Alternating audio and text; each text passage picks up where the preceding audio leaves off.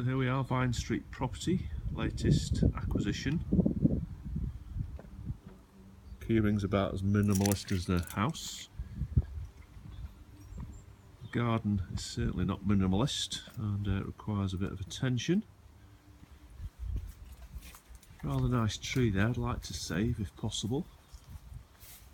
Is it an Acer or a maple or something like that? Rather nice.